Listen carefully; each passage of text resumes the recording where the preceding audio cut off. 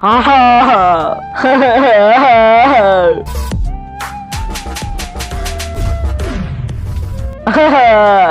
এই কুত্তা যা ঝাড়ু লাগা। না আমি ঝাড়ু লাগাবো না, আমাকে এতগুলো মার লাগানো। দাঁড়াও মা, তুমি এভাবে বাবাকে কেন রোজ মারো? যে আমাদের জন্য এত কষ্ট এত পরিশ্রম করে আমাদের জন্য খাবার নিয়ে আসে, তোমার বাবার সাথে এমন ব্যবহার করা উচিত না। আরে আমার ছেলে তো ঠিক কথাই বলছে, যে আমাদের ঘর চালানোর জন্য এত কষ্ট পরিশ্রম করে, আর আমি তাকে রোজ কুত্তার মতন মারি। না আর মারবো না, আজকে থেকে আমার স্বামীকে আমি ভালোবাসবো। আরে ছেলে আমার ভুল হয়ে গেছে, এই সাধু বাবা আমাকে সাহায্য কর, আমার বউ আমাকে প্রতিদিন মারে। তুই সামান্য বউয়ের কাছে মার খাস, তাহলে তুই পুরুষই না। আজকাল পুরুষের কি হয়ে যাচ্ছে, বউয়ের কাছে মার খাচ্ছে। আরে সাধু বাবা, আমার বউ না অনেক ভয়ানক, তাতে কি হয়েছে, আমার চেয়ে আর ভয়ানক তো না।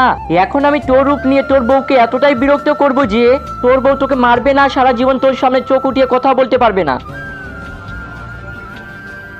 আমাকে এখন তোর বাড়িতে নিয়ে চল। ঠিক আছে বাবা, চলো। মামুনি বাইরে আয়।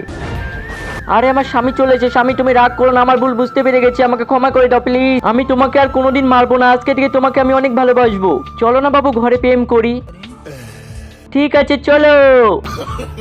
আরে শালা এমন করিস না, ওটা আমার বউ।